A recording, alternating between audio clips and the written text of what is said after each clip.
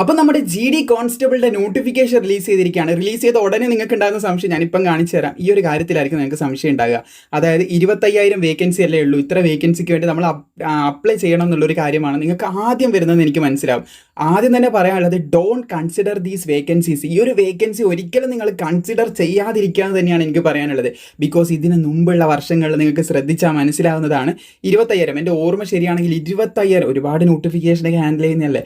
അപ്പോൾ 25,000 ചില്ലാനം വേക്കൻസികൾ തന്നെ മുമ്പ് വന്നിട്ട് പലരും അപേക്ഷിക്കാതെ വിട്ടിട്ടുണ്ടായിരുന്നു. ആഫ്റ്റർ ദാറ്റ് 50,000 കൂടുതൽ 50K 50,000 കൂടുതൽ വേക്കൻസീസ് പിന്നീട് അപ്ഡേറ്റ് ആയിട്ട് വന്നത് നിങ്ങൾ കണ്ടിട്ടുണ്ടാവും. അങ്ങനെ ഒന്നും സംഭവിച്ചിട്ടുണ്ടായിരുന്നു. ഇക്കഴിഞ്ഞ നോട്ടിഫിക്കേഷനിൽ തന്നെ 53,000 കൂടുതൽ വേക്കൻസീസ് 53K പ്ലസ് വേക്കൻസീസ് ഉണ്ടായിരുന്നു. ഈ രണ്ട് സ്ഥലത്തും 1,00,000 കൂടുതൽ ഒഴിവുകളാണ് ഓരോ വർഷവും മിനിമം ഏകദേശം അതിൻ്റെ അടുത്തെങ്കിലും എത്താറുണ്ട്. ഇത്തവണ നമുക്ക് കൺഫേം ആയിട്ട് ലഭിച്ചതാണ് 60,000 കൂടുതൽ വേക്കൻസീസ് നമ്മളെപ്പോലുള്ള സിവിലിയൻസിന് ഉണ്ടെന്നുള്ളത് നമുക്ക് കൺഫേം ആയിട്ട് ഒഫീഷ്യലി ലഭിച്ച ഒരു അപ്ഡേറ്റ് കൂടിയാണ്. CRPFന്റെ വെബ്സൈറ്റിലൂടെ ലഭിച്ച ഒരു അപ്ഡേറ്റ് കൂടിയാണ്. പലരും ഇതിലാണ് പാനിക് ആവുന്നത്. ഇത്രയല്ലേ വേക്കൻസി ഉള്ളൂ, പറഞ്ഞത്ര വേക്കൻസി ഇല്ലല്ലോ എന്ന്. മുന്നത്തെ വർഷത്തെ ട്രെൻഡ് നിങ്ങൾ നോക്കിയാൽ മതി, അങ്ങനെ തന്നെയാണ്. ഇത് കൂടാതെ എനിക്ക് നോൺ ഒഫീഷ്യലായിട്ട് ശ്രദ്ധിക്കുക, നോൺ ഒഫീഷ്യലായിട്ട് ലഭിച്ചിട്ടുള്ള ഒരു അപ്ഡേറ്റ് എന്ന് പറയുന്നത് എൻ്റെ ഒരു സുഹൃത്ത് വഴി ലഭിച്ചതാണ്. അല്ലാതെ ഇങ്ങനെ ഒരു നോട്ടീസ് വഴിയോ കാര്യങ്ങൾ വഴിയോ ഒന്നും ലഭിച്ചതല്ല. അത് പ്രത്യേകം ഞാൻ പറയുകയാണ്. അപ്പോൾ അങ്ങനെ കിട്ടിയ ഒരു അപ്ഡേറ്റ് പ്രകാരം ഈ 2-3 ഇയേഴ്സിൻ്റെ ഇടയിലായിട്ട് 50,000 കൂടുതൽ ആൾക്കാർ GD എന്ന് പറയുന്ന ജോലി വിട്ടിട്ട് പോയിട്ടുണ്ട്. GD എന്ന് പറയുന്ന ജോലി ഇതൊക്കെ വേക്കൻസി ക്രിയേറ്റ് ചെയ്യാണ് ചെയ്യുന്നത്. ഈ സംഭവങ്ങളൊക്കെ വിട്ടിട്ട് പോയിട്ടുണ്ട്. GD എന്ന് പറയുന്നത് റിസൈൻ ചെയ്തിട്ട് പോയിട്ടുണ്ട് ജോലി. അത് വിവിധ റീസൺ കൊണ്ടായിരിക്കാം. ചിലവർക്ക് അത് ഹാൻഡിൽ ചെയ്യാൻ പറ്റത്തില്ല. GD എന്ന് പറയുന്ന ജോലി ഭയങ്കര ബുദ്ധിമുട്ടായിട്ട് ചിലർ ഇട്ടിട്ട് വരുന്നുണ്ട്. മറ്റു ചിലർക്ക് മറ്റ് പല ജോലികൾ കിട്ടിയിട്ട് വരുന്നവരുണ്ട്. മറ്റ് പല റീസൺ ആയിരിക്കാം. ചിലവർക്ക് മറ്റെന്തെങ്കിലും കാര്യങ്ങൾ, ഫോർ എക്സാമ്പിൾ പാരൻസിൻ്റെയോ അല്ല മറ്റെന്തെങ്കിലും റീസൺ കൊണ്ടുവരുന്ന ആൾക്കാരുണ്ടാകാം. അപ്പോൾ അതൊക്കെ ഓരോരുത്തരുടെ ഡിപ്പെൻസ് ആണെന്ന് ഞാൻ പലരുടെയും ലൈഫ് കണ്ടപ്പോഴാണ് എനിക്ക് മനസ്സിലായിട്ടുള്ളത്. പല ജോലിയും പലരും ഇപ്പോൾ IB കിട്ടിയ എൻ്റെ ഒരു സുഹൃത്തിനെ ഞാൻ കുറച്ച് നാൾ മുമ്പ്, എൻ്റെ ഒരു സുഹൃത്തിൻ്റെ ഫ്രണ്ടാണ്, പരിചയപ്പെട്ടിട്ടുണ്ടായിരുന്നു. അപ്പോൾ IB നല്ല സ്ട്രെസ്സായിട്ടുള്ള ജോലിയും കാര്യങ്ങളെന്നും പറഞ്ഞിട്ട് ആ ഒരു സംഭവം വിട്ടിട്ട് മറ്റൊരു ജോലിക്ക് വേണ്ടിയിട്ട്, ഒരു ഓഫീസ് ജോലിക്ക് വേണ്ടി ട്രൈ ചെയ്യുന്ന ഒരു വ്യക്തിനെ എനിക്കറിയാം. അപ്പോൾ അതൊക്കെ ഒരു ഡിപ്പെൻഡബിൾ ആയിട്ടുള്ള കാര്യമാണ്. ഓരോ വ്യക്തികളെ ഡിപ്പെൻഡ് ചെയ്യുന്ന ഒരു കാര്യമാണ്. ഈ ഡാറ്റയൊക്കെ അങ്ങനെ കിട്ടുന്നു എന്ന് പറഞ്ഞു കഴിഞ്ഞാൽ ഞാൻ പലർക്കും സംശയം ഉണ്ടാവും. തീർച്ചയായിട്ടും നിങ്ങൾ എന്ത് ചെയ്യണം, ഈ GD കോൺസ്റ്റബിളിൻ്റെ നമ്മൾ വീഡിയോ എന്തിട്ട് കഴിഞ്ഞാലും നിങ്ങൾ കാണണം.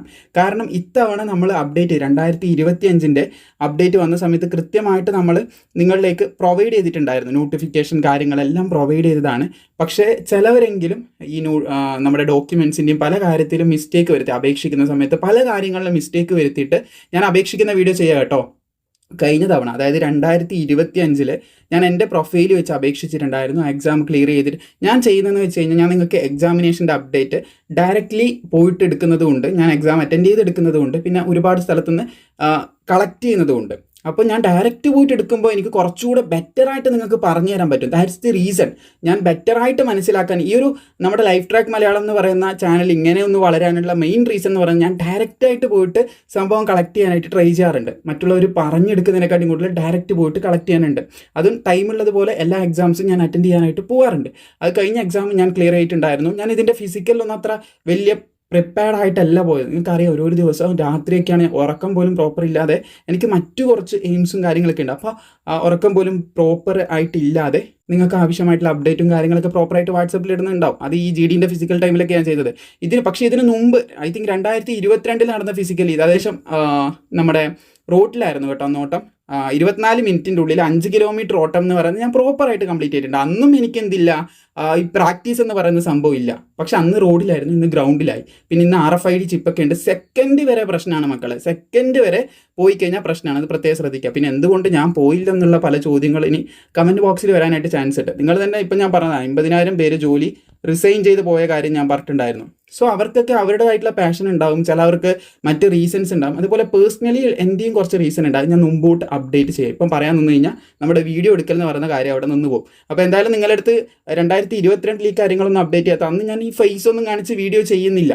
ജസ്റ്റ് നോട്ടിഫിക്കേഷൻ ഇടുക, എൻ്റെ കാര്യങ്ങൾ നോക്കി ആ ഒരു രീതി പോവുക. പിന്നീട് നമ്മൾ കൂടുതലായിട്ട് ഇതിലേക്ക് അറ്റാച്ച് ആയ സമയത്ത്, ഐ മീൻ ചാനൽ എന്ന് പറയുന്ന ഒരു സംഭവത്തിലേക്ക് കൂടുതലായിട്ട് വന്ന സമയത്താണ് ഫേസ് റിവീൽ ചെയ്യുന്നതിൻ്റെ കൂടി, അതുപോലെ തന്നെ ഇൻസ്റ്റഗ്രാം വീഡിയോസ് അങ്ങനെ കുറച്ചുകൂടെ വന്നപ്പോഴാണ് ബാക്കി കാര്യങ്ങളൊക്കെ, എക്സാം ബാക്കിയുള്ള റിലേറ്റഡ് ആയിട്ടുള്ള കാര്യങ്ങളൊക്കെ നിങ്ങളായിട്ട് ഐ തിങ്ക് ഡിഗ്രി കഴിഞ്ഞ ആ ഒരു സമയത്താണ് കൂടുതലായിട്ട്, പാസ് ഔട്ട് ആയ സമയത്താണ് കൂടുതലായിട്ട് ചാനലിലേക്ക് ഞാൻ ഫോക്കസ് ചെയ്യുന്നില്ല മുമ്പിലെന്നല്ല, ചെയ്യാനായിട്ട് തുടങ്ങിയത്. ആ ഒരു ടൈം തൊട്ടിട്ട് മുമ്പോട്ട് നടക്കുന്നതൊക്കെ കൃത്യമായിട്ട് ഇതുപോലെ തന്നെ നിങ്ങളുടെ അടുത്ത് പറയുന്നുമുണ്ട്.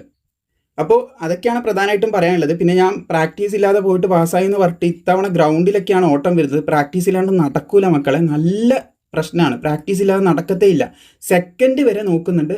പിന്നെ ഗ്രൗണ്ടിൽ ഓടുമ്പോൾ നല്ല നമുക്ക് തളർച്ച തോന്നും, പിന്നെ നമുക്ക് കൗണ്ട് മാറിപ്പോൾ, അങ്ങനെ കുറേ കാര്യങ്ങളുണ്ട്. ഇത് എക്സാമിന് ശേഷം വരുന്നൊരു കാര്യമാണ്, പക്ഷേ ഞാൻ പറഞ്ഞതേ ഉള്ളൂ. അതുകൊണ്ട് പ്രാക്ടീസ് എന്ന് പറയാൻ നിർബന്ധമായിട്ട് വേണം. എനിക്കിത് അത്ര വലിയ ഇമ്പോർട്ടൻസ് കൊടുക്കാത്തതുകൊണ്ട് ഞാൻ പ്രാക്ടീസ് ചെയ്യാതെ പോയത്. ഒരു കാരണം വെച്ചാൽ നിങ്ങൾ പ്രാക്ടീസ് ഇല്ലാതെ GDയുടെ ഫിസിക്കൽ അറ്റൻഡ് ചെയ്യാൻ പോവരുത് എന്നാണ് എനിക്ക് പറയാനുള്ളത്. പിന്നെ എക്സാമിനേഷൻ, അത് പലരും ചോദിക്കുന്നുണ്ട്. ഫസ്റ്റ് സ്റ്റെപ്പ് എക്സാമിനേഷൻ ആണല്ലോ ഫസ്റ്റ് സ്റ്റെപ്പ് എന്ന് പറയുന്നത്. അപ്പോൾ എക്സാമിനേഷൻ്റെ കേസിൽ എനിക്ക് പറയാനുള്ളത് നല്ല രീതിയിൽ പഠിക്കണം. ഒരു സുഹൃത്ത് ചോദിച്ചു ഇത്തവണ വേക്കൻസി ഉള്ളതുകൊണ്ട് കട്ട് ഓഫ് കുറയുമെന്ന് ചോദിച്ചിട്ടുണ്ട്. കട്ട് ഓഫ് വേക്കൻസിനെ ഡിപ്പെൻഡ് ചെയ്യുന്നുണ്ട്. ഐ അഗ്രി ദാറ്റ് വേക്കൻസിനെ ഡിപ്പെൻഡ് ചെയ്യുന്നുണ്ട്. അതുപോലെ മറ്റൊരു ഡിപ്പെൻഡ് ചെയ്യുന്ന ഒരു സംഭവമാണ് കുട്ടികൾ എത്ര പഠിച്ചു, അവരെത്ര സ്കോർ ചെയ്തു എന്നുള്ളതിനെ കൂടി ഡിപ്പെൻഡ് ചെയ്തിട്ടാണ് നമ്മൾ എന്ത് ചെയ്യുന്നത്. ഇനിയിപ്പോൾ നമുക്ക് കേരളത്തിൻ്റെ മാത്രമായിട്ടുള്ള വേക്കൻസി മുമ്പിലേക്ക് റിലീസ് ചെയ്യും. വീഡിയോ കുറച്ച് ലെങ്ത് ഉണ്ടാവുക, പക്ഷേ നിങ്ങൾ തീർച്ചയായിട്ടും കണ്ടിരിക്കണം. എല്ലാം ഇമ്പോർട്ടൻ്റ് ആയിട്ടുള്ള കാര്യങ്ങൾ മാത്രമേ പറയുന്നുള്ളൂ. അപ്പോൾ കേരളത്തിൻ്റെ വേക്കൻസിയും കാര്യങ്ങളൊക്കെ മുമ്പോട്ട് റിപ്പോർട്ട് ചെയ്യുക. അപ്പോൾ നമുക്കറിയാം 1000 വേക്കൻസി ഉണ്ടോ കേരളത്തിന്, അല്ലെങ്കിൽ 600 വേക്കൻസി ആണോ 800 വേക്കൻസി ആണോ, എത്രയാണ് ഏകദേശം എഴുതിയതാണ് കേട്ടോ, ഇത്രയായിരിക്കും എന്നല്ല. ഇനി അത് മായ്ച്ചളയാം. അതായത് അതല്ല വേക്കൻസി, ഞാൻ ഉദാഹരണത്തിന് പറഞ്ഞതാണ്, അത് പ്രത്യേകം ശ്രദ്ധിക്കുക. ഞാനിങ്ങനെ ഡീറ്റെയിൽ ആയിട്ട് പറയുന്നത് തുടക്കക്കാരുണ്ടാവും, അവർക്ക് മനസ്സിലാവാൻ വേണ്ടിയിട്ടും കൂടിയാണ് കേട്ടോ. അപ്പോൾ നിങ്ങളെല്ലാം മനസ്സിലാക്കിയിരിക്കുക. അപ്പോൾ ആ ഒരു വേക്കൻസി റിലീസ് ചെയ്യും. അപ്പോൾ അതെന്ത് ചെയ്യുമെന്ന് വെച്ച് കഴിഞ്ഞാൽ ആ കുട്ടികളൊക്കെ നല്ല രീതിയിൽ പഠിക്കുകയാണെങ്കിൽ കട്ട് ഓഫ് കൂടും. നല്ല രീതിയിൽ പഠിച്ച എല്ലാവരും ഒരു 60ൻ്റെ മുകളിൽ സ്കോർ ചെയ്യുകയാണ്, അല്ലെങ്കിൽ 80ൻ്റെ മുകളിൽ സ്കോർ ചെയ്യുകയാണ്. അപ്പോൾ കട്ട് ഓഫ് 80ൻ്റെ മുകളിലായിരിക്കും, അല്ലെങ്കിൽ 80ൻ്റെ അടുത്തായിരിക്കും കട്ട് ഓഫ് വരിക. അപ്പം കുട്ടികൾ മാർക്ക് ചെയ്യുക. അല്ലെങ്കിൽ ഇപ്പം മറ്റൊരു ഡിപ്പെൻഡ് ചെയ്യുന്ന സാധനമാണ്, ഇപ്പം ഞാൻ 2 അല്ലേ പറഞ്ഞത്, നമ്മുടെ tough competition level of the paper, അതായത് ടഫ്നെസ് ഓഫ് ദി പേപ്പർ എന്നൊക്കെ പറയാം. അതായത് എക്സാമിന് ഈ 2 കാര്യങ്ങളും വലിയൊരു ഫാക്ടർ തന്നെയാണ്. വേക്കൻസി നമുക്കറിയാം, വേക്കൻസി മുമ്പിലേക്ക് കൂടും, ആ കാര്യത്തിൽ നമുക്കൊരു ഗ്യാരണ്ടി ഉണ്ട്. അതുപോലെ ബാക്കി 2 കാര്യത്തിൽ നമുക്ക് ഗ്യാരണ്ടി ഇല്ല. കുട്ടികൾ ഗ്യാരണ്ടി ഇല്ല എന്നല്ല, ഉണ്ട്. കുട്ടികൾ നല്ല രീതിയിൽ പഠിക്കും, പഴയതുപോലെയല്ല. ഇപ്പോൾ എഡ്യൂക്കേഷന് വേണ്ടി ഒരുപാട് മെത്തേഡ് നമുക്ക് തുറന്ന് കിട്ടുന്നുണ്ട്. ഇപ്പോൾ നമ്മൾ PDF പ്രൊവൈഡ് ചെയ്യുന്നുണ്ട്. B1 PDF ഇറങ്ങിയിട്ടുണ്ട്, B2 ഉടനെ ഇറങ്ങുന്നതായിരിക്കും. അത് നല്ല ഹൈ ചാൻസ് ക്വസ്റ്റ്യൻസ് അതിൻ്റെ റിലേറ്റ് ചെയ്ത് പഠിച്ചാൽ കിട്ടുന്ന പോലെയാണ് നമ്മളത് പ്രിപ്പയർ ചെയ്യുന്നത്. അപ്പോൾ അതൊന്ന്. പിന്നെ നമ്മുടെ തന്നെ ക്ലാസ് റൺ ചെയ്യുന്നുണ്ട്. ആ ക്ലാസ്സിൽ ജോയിൻ ചെയ്യാൻ താല്പര്യമുള്ളവർക്ക് താഴെ ലിങ്കും കാര്യങ്ങളൊക്കെ കൊടുത്തിട്ടുണ്ട്. പ്രത്യേകം ശ്രദ്ധിച്ചിരിക്കുക. GD കോൺസ്റ്റബിളിന് വേണ്ടി മാത്രം നമ്മളൊരു അക്കാഡമിയായിട്ട് കൊളാബ് ചെയ്തിട്ട് പോകുന്നതാണ്. അപ്പോൾ ആ ക്ലാസ്സിൽ ഞാനും ഉണ്ടാവും. നിങ്ങൾക്ക് വേണ്ട സപ്പോർട്ട്, ഹെൽപ്പ്, ഗൈഡ് ലൈൻസ് ഒക്കെ നൽകിയിട്ട് അതിന് വേണ്ടി മാത്രം നിങ്ങൾക്ക് എന്ത് ചെയ്യാം, താഴെയുള്ളതിൽ കോൺടാക്ട് ചെയ്യാം. ഞാൻ ആ ഒരു ഓൺലൈൻ ബാച്ചിൻ്റെ ആവശ്യമായിട്ട് നമ്മൾ കൊളാബ് ചെയ്തു. പലരും ചോദിക്കുന്നുണ്ട് ക്ലാസ് തുടങ്ങുമെന്ന്. അപ്പോൾ നല്ല രീതിയിൽ നിങ്ങൾക്ക് ക്ലാസ്സിന് വേണ്ടിയിട്ടാണ് ഞാൻ അങ്ങനെ ഒരു കൊളാബറേഷനിലേക്ക് മൂവ് ചെയ്തത്. അപ്പം വേക്കൻസി, അത് പഠിക്കാൻ എല്ലാ സ്ഥലത്തുനിന്നും സോഴ്സുകളുണ്ട്, ഒരുപാട് സോഴ്സുകളുണ്ട്. നമുക്ക് ഇൻ്റർനെറ്റിലാണെങ്കിലും പല സ്ഥലത്തും നമുക്കിന്ന് പഠിക്കാൻ പറ്റും. അപ്പോൾ എന്ത് ചെയ്യും, കോമ്പറ്റീഷൻ ലെവൽ കൂടും. പിന്നെ ടഫ്നെസ് ഓഫ് ദി പേപ്പർ എന്ന് പറയുന്നത് വളരെ ഇമ്പോർട്ടൻ്റ് ആയിട്ടുള്ളൊരു കാര്യമാണ്. ഈസി പേപ്പർ ആണെങ്കിൽ നമുക്ക് നല്ല മാർക്കൊക്കെ കയറും. ചിലപ്പോൾ എന്ത് ചെയ്യും, 100ൻ്റെ മുകളിലൊക്കെ കയറും. ഈസി 10th ലെവൽ ബേസ് പേപ്പറൊക്കെ, പണ്ടത്തെ പേപ്പറൊക്കെ അത്ര എളുപ്പമായിരുന്നു. ഇപ്പോൾ കുറച്ചുകൂടി ടഫ്നെസ് കൂടുന്നുണ്ട്. അപ്പോൾ 100ൻ്റെ മുകളിലൊക്കെ മാർക്ക് അങ്ങ് അടിച്ച് കയറിപ്പോകും. പിന്നെ പോരാത്തതിന് എല്ലാവരും ജനറൽ ഏരിയയിലാണ് മത്സരിക്കുന്നത്. OBC, SC, ST അതുപോലെ തന്നെ എല്ലാവരും മത്സരിക്കുന്നത് ജനറൽ ആയിട്ടാണ്. ഇതൊന്നും ഇല്ല, നമുക്ക് നെക്സൽ ഏരിയ എന്ന് പറയുന്നില്ല. നെക്സൽ ഏരിയ പലരും വിചാരിക്കുന്നത് നെക്സൽ ഏരിയ ഉള്ളതുകൊണ്ട് എന്താണ് അവർക്ക് ലാഭമില്ല, നെക്സൽ ഏരിയക്ക് ലാഭമില്ല. മറ്റൊരു കേസിൽ നോക്കുകയാണെങ്കിൽ നെക്സൽ ഏരിയ എന്ന് പറയുന്നത് നമ്മുടെ കേരളത്തിലുള്ള 14 ജില്ലയിൽ നെക്സൽ ഏരിയ എടുത്ത് മാറ്റുമ്പോൾ അവർ ഈ 14 നിന്ന് കുറഞ്ഞ് മൈനസായി പോവുക ചെയ്യുന്നത്. 14 എന്ന് പറയുന്ന കോമ്പറ്റീഷൻ കുറയും. ഈ 14 ജില്ലയിൽ പണ്ട് ഐ തിങ്ക് 3 ജില്ലകളൊക്കെ ഇതിന് മുമ്പായിട്ട് നെക്സൽ ഏരിയയിൽ ഉൾപ്പെട്ടിട്ടുണ്ടായിരുന്നു. ഇപ്പോൾ ഒന്നുമില്ല, എല്ലാം മാറ്റി. അപ്പോൾ അതിങ്ങനെ മാറി മാറി വരുമ്പോൾ, അതായത് ഈ നെക്സൽ ഏരിയയിൽ നിന്ന് ഇങ്ങനെ മാറി വരുമ്പോൾ അത്രയും കോമ്പറ്റീഷൻ ഈ 14 സ്റ്റേറ്റിന് വേണ്ടിയിട്ട്, 14 ടോട്ടലിൽ നിന്ന് ഇവർക്ക് സെപ്പറേറ്റ് ആയിട്ടൊരു കോമ്പറ്റീഷൻ പോവുക. ഇപ്പം സംഭവിക്കുന്നത് വെച്ചാൽ ഈ നെക്സൽ ഏരിയയും കൂടി ഓൾറൗണ്ടിലേക്ക് വന്ന്, ഐ മീൻ ഈ ടോട്ടൽ 14 ജില്ലയുടെ മത്സരത്തിലേക്ക് പങ്കെടുക്കുകയാണ് ചെയ്യുന്നത്. അപ്പോൾ ആ ഒരു ലെവലും കൂടി ഉണ്ടെന്ന് ശ്രദ്ധിച്ചിരിക്കുക. ഓക്കെ, അപ്പോൾ പറഞ്ഞു വന്ന കാര്യം എന്ന് പറയുന്നത് വേക്കൻസി ഉണ്ട്, നമുക്കറിയാം. എക്സാമിൻ്റെ കാര്യം ഒന്ന് ഷോർട്ടായിട്ട് പറയുന്നത് കേട്ടോ. അത്യാവശ്യം ലെങ്ത് ഉണ്ടാവും വീഡിയോ, ഞാൻ പറഞ്ഞിട്ടുണ്ടായിരുന്നു. തീർച്ചയായിട്ടും നിങ്ങൾ മുഴുവനായിട്ട് വീഡിയോ കാണേണ്ടതായിട്ട് തന്നെ ഉണ്ട്. അപ്പോൾ എന്തായാലും വേക്കൻസി നല്ലപോലെ ഉണ്ടാവും. അതുപോലെ തന്നെ കുട്ടികളുടെ കോമ്പറ്റീഷൻ ലെവൽ, അവർ പഠിക്കുന്ന ലെവൽ, അതും നല്ലപോലെ ഉണ്ടാവും, നമുക്ക് മനസ്സിലായി. അതുപോലെ എക്സാമിനേഷൻ ഇപ്പോൾ നമുക്കറിയാം അത്യാവശ്യം കട്ടിയുള്ള പേപ്പറാണ് ഈ ഫ്യൂ ഇയേഴ്സിലായിട്ട് നമുക്ക് കാണാൻ സാധിക്കുന്നത്. അപ്പോൾ ഇതിനെ 3നെയും ബേസ് ചെയ്തിട്ടാണ് നമുക്ക് കട്ട് ഓഫ് വരുന്നത്. എക്സാമിനേഷൻ പേപ്പർ ടഫ് ആവുന്നതിനനുസരിച്ച് നമുക്ക് കട്ട് ഓഫ് കുറഞ്ഞു വരും. കാരണം ആൻസർ ചെയ്യുന്ന കുറവായിരിക്കും. 60 മിനിറ്റിൽ നമുക്ക് എന്ത് ചെയ്യണം, മാക്സിമം സ്കോർ ചെയ്യാൻ പറ്റണം. 80 ചോദ്യത്തിൽ പരമാവധി നമുക്ക് സ്കോർ ചെയ്യാൻ പറ്റേണ്ടതായിട്ടുണ്ട്. അപ്പോൾ അതിൽ മൈനസ് മാർക്ക് വന്നേക്കാം. കാരണം പെട്ടെന്ന് ധൃതിയിലാണ് നമ്മൾ ചെയ്യുന്നത്. ഒരു പീസ്ഫുൾ ആയിട്ടുള്ള അറ്റ്മോസ്ഫിയർ ആണ്, പക്ഷേ വളരെ ധൃതിയിലാണ് നമ്മൾ കാര്യങ്ങൾ ചെയ്യുന്നത്. അപ്പോൾ നെഗറ്റീവ് മാർക്കിംഗ് വരാനുള്ള ചാൻസ് ഉണ്ട്. അങ്ങനെ എന്ത് ചെയ്യും, മൈനസ് മാർക്കൊക്കെ വന്ന് കട്ട് ഓഫ് താരതമ്യേന കുറയും. അങ്ങനെയാണെങ്കിൽ അല്ലാത്ത ബേസിൽ ഈ 2 കാര്യങ്ങൾ നമുക്ക് കട്ട് ഓഫ് കൂടുമെന്നാണ് പറയുന്നത്. കട്ട് ഓഫ് നമുക്ക് പ്രെഡിക്റ്റ് ചെയ്യാൻ പറ്റില്ലെന്ന് ഉറപ്പാണ്, ആ ഒരു കാര്യം ഉറപ്പാണ്. പക്ഷേ എക്സാമിനേഷൻ കഴിഞ്ഞിട്ട് പല ഡാറ്റേൻ്റെ ബേസിൽ നമുക്ക് ഏകദേശം പ്രെഡിക്റ്റ് ചെയ്യാൻ പറ്റും. കഴിഞ്ഞ തവണ നമ്മളത് ചെയ്തിട്ടുണ്ടായിരുന്നു. സോ ആ ഒരു കാര്യം ജസ്റ്റ് ഒന്ന് പറഞ്ഞതേ ഉള്ളൂ.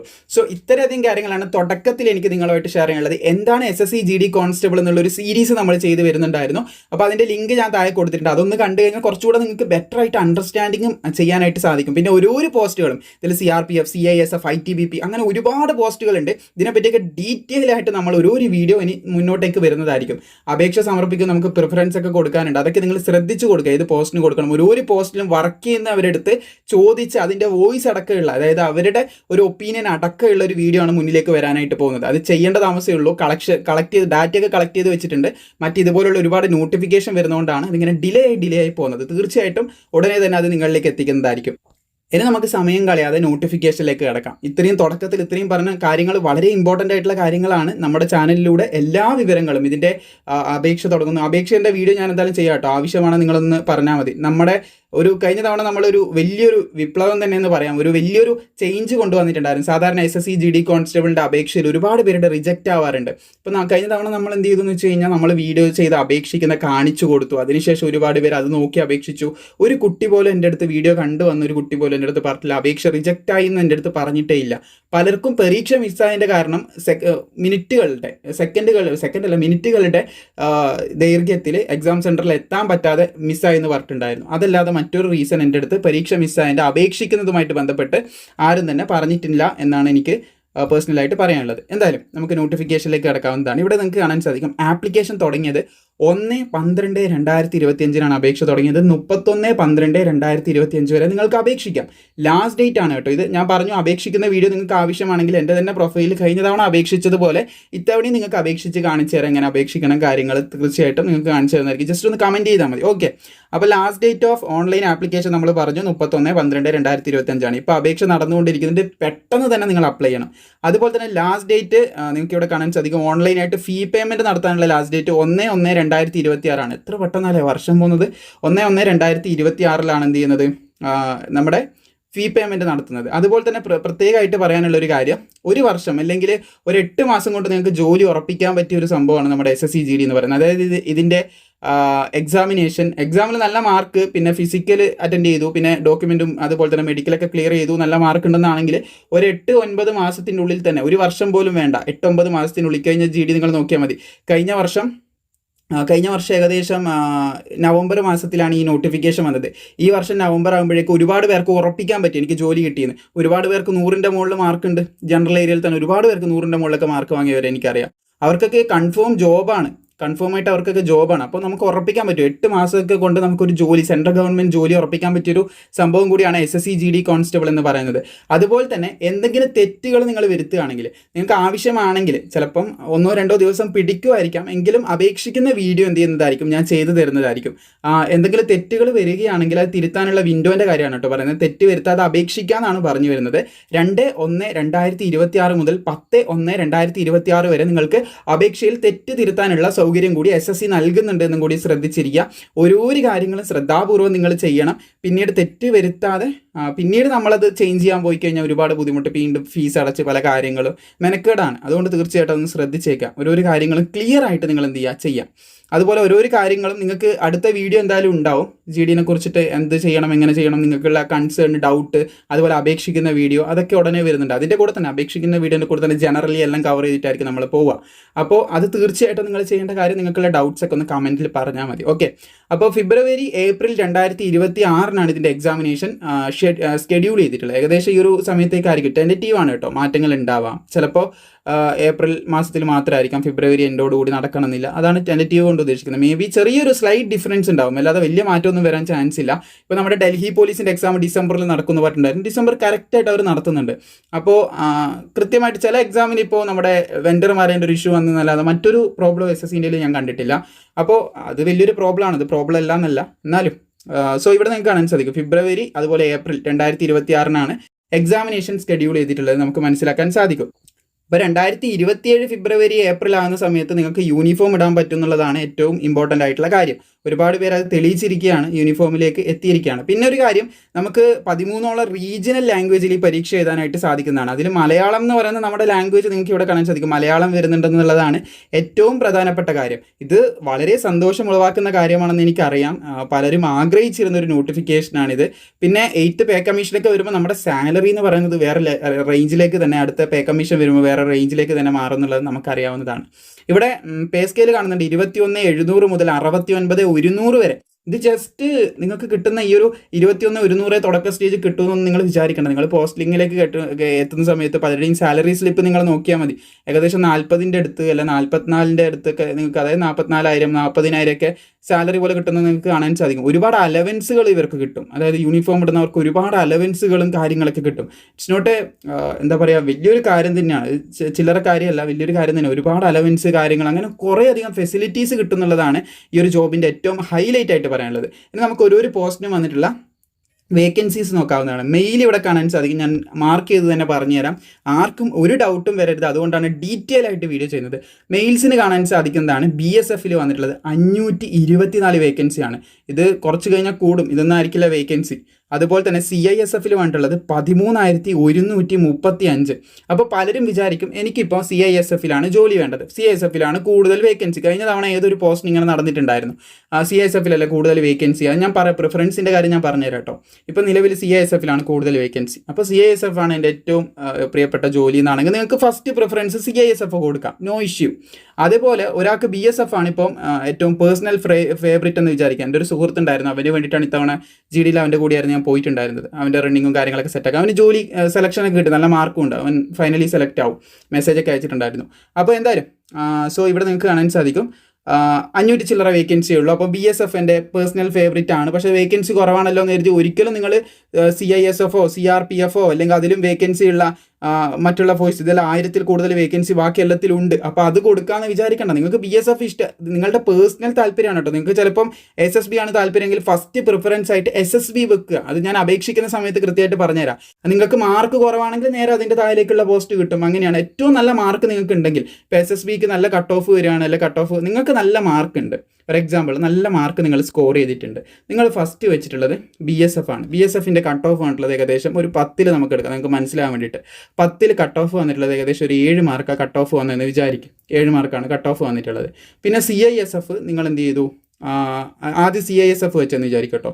CISFൽ നിങ്ങൾക്ക് ഏകദേശം നിങ്ങൾക്ക് കട്ട് ഓഫ് വന്നിട്ടുള്ളത് 8 മാർക്കാണ് CISFൻ്റെ കട്ട് ഓഫ്. നിങ്ങൾ 9 മാർക്ക് വാങ്ങിയിട്ടുണ്ട്. അപ്പോൾ നിങ്ങൾക്ക് എന്ത് ചെയ്യുമെന്ന് വെച്ച് കഴിഞ്ഞാൽ ഈ CISF ആണ് നിങ്ങൾക്ക് ഏറ്റവും പേഴ്സണൽ ഫേവറേറ്റ്. എന്താണ് ഈ BSF ആണെന്ന് വിചാരിക്കുക. 7 മാർക്കിൻ്റെ കട്ട് ഓഫ് വേണ്ടില്ല, BSF ആണെന്ന് വിചാരിക്കുക. 8 മാർക്ക് CISFന് വേണ്ടിയിട്ടുണ്ട്. നിങ്ങൾക്ക് 9 മാർക്ക് ഉണ്ട്. ഇതിന് രണ്ടിനും നിങ്ങൾ എലിജിബിൾ ആണ് ഫസ്റ്റ്. പക്ഷേ നിങ്ങളുടെ ഫസ്റ്റ് പ്രിഫറൻസ് CISF ആയതുകൊണ്ട് നിങ്ങൾക്ക് എന്തേ കിട്ടത്തുള്ളൂ, CISF കിട്ടത്തുള്ളൂ. കാരണം ഫസ്റ്റ് പ്രിഫറൻസ് എന്ന് പറയുന്ന ഒരു സംഭവം നിങ്ങളുടെ ചോയ്സ് ആണ്. നിങ്ങൾക്ക് മാർക്ക് ഉണ്ട്, അത് കിട്ടും. അതിപ്പോൾ നിങ്ങൾക്ക് SSF കാര്യങ്ങളൊന്നും ഇതിൽ കൊടുത്തില്ല.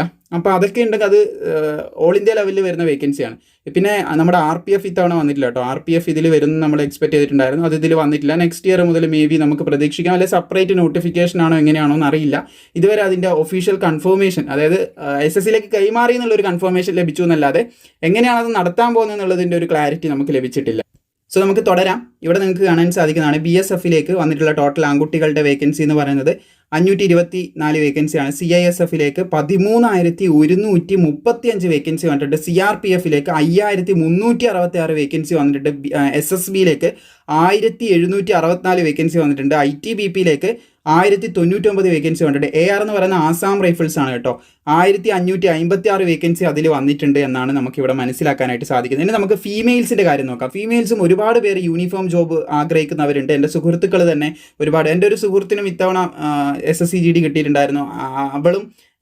അവളുടെ മാരേജും കാര്യങ്ങളൊക്കെ വരും. അവളും ഈ ഒരു പോസ്റ്റ് വേണ്ടാന്ന് പറഞ്ഞ് അവോയ്ഡ് ചെയ്ത് മറ്റൊരു ഇതിലേക്ക് നോക്കുക. കാരണം അവളുടേതായിട്ടുള്ള പേഴ്സണൽ കാര്യങ്ങൾ അവൾക്ക് ഉണ്ടാകും. അപ്പോൾ അങ്ങനെ ഒരുപാട് വേക്കൻസികൾ എന്ത് ചെയ്യുന്നുണ്ട്, ക്രിയേറ്റ് ചെയ്യുന്നുണ്ടെന്ന് നമുക്ക്, അതായത് കോമ്പറ്റീഷനിൽ ഒരുപാട് പേര് മാറി നിൽക്കുന്നു. അപ്പം അതൊക്കെ ജോലി എന്ന് പറയാൻ നല്ല രീതിയിൽ ആഗ്രഹിക്കുന്നവർക്ക് നല്ലൊരു തുറന്നൊരു അവസരം തന്നെയാണ് അവർ ലഭിക്കുന്നത്. എനിവേ നമുക്കിതിലേക്ക് ഓപ്ഷനിലേക്ക് വരാം. അതായത് നമുക്ക് ഫീമെയിൽസിൻ്റെ വേക്കൻസി നോക്കാവുന്നതാണ്.